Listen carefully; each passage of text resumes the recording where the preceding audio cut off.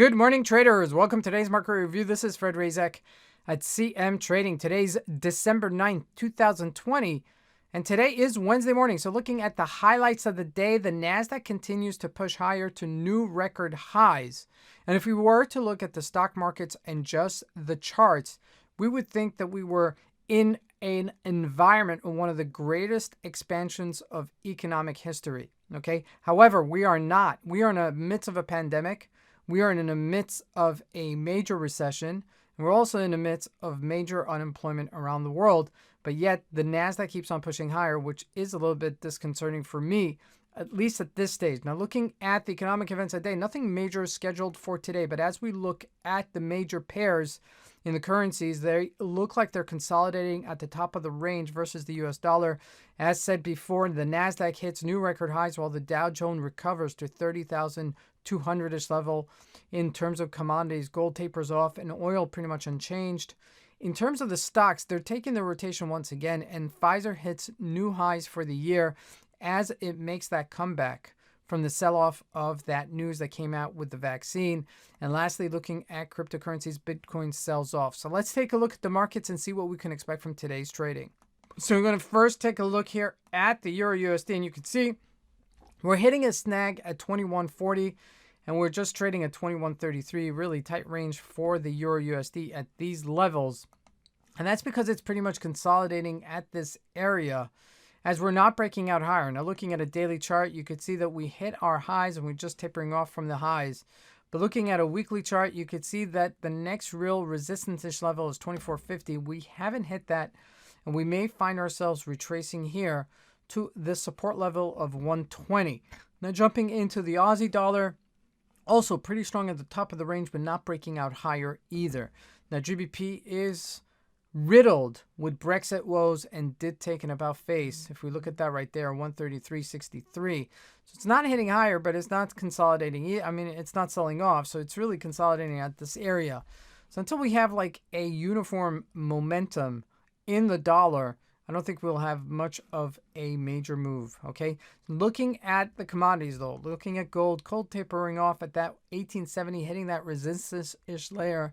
And now retracing to 1860. That's to be expected. Okay, I would even expect a further 10 to 20 point retracement as we've gone from our 1760 low up to 1870, which is a pretty decent run, $110.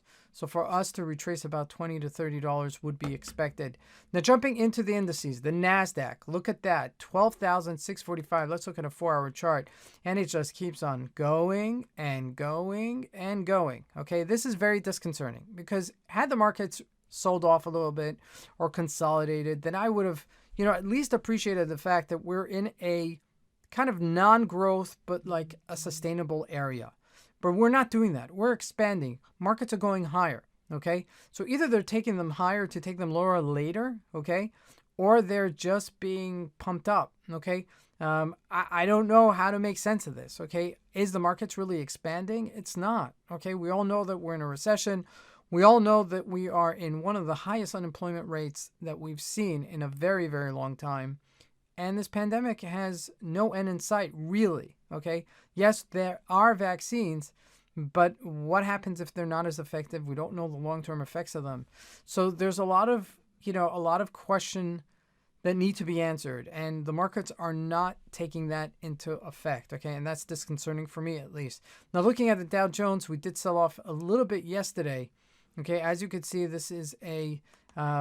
1 second, that's a better graph. Okay, we did sell off yesterday, then made a recovery. Okay, and then some. Okay, we actually started the day below 29,000 and then ended the day at 30,244. So a big comeback for the Dow Jones. Okay, you could see that right here, and it has just gotten stronger. Okay, and really the rotation is happening again. Now, if we look at the individual stocks, they're not going that much higher. Okay, looking at Apple, it's at 122. Okay, looking at Facebook, didn't go higher at 281. Looking at Microsoft, also hugging that 215, but not breaking out higher.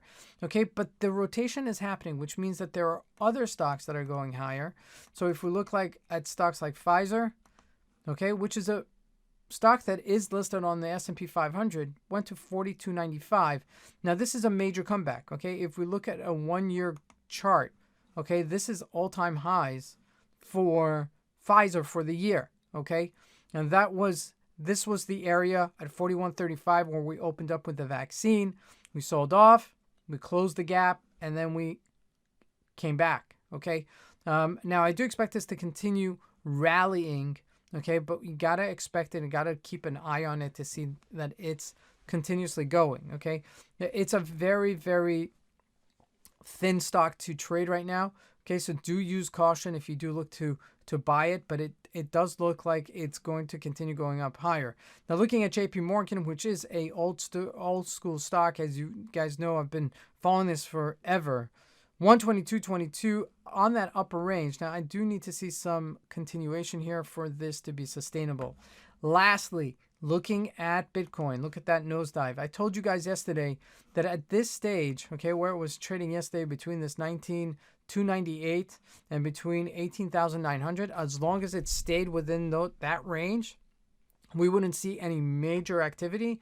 But once it breaks this range, that's when, you know, it's going to break out. And sure enough, that's what happened. And it broke out to the downside. And that's really because people are taking some money off the table. Okay, people are booking their profits at these areas. You know, going from 12,000 to 19,000 is very significant in a very short period of time. We did that in over a matter of 3 to 4 weeks, not even. Okay, so with that said, at this area where we've consolidated, let's look at a daily. You can see that consolidation a little bit clearer. We didn't break out higher.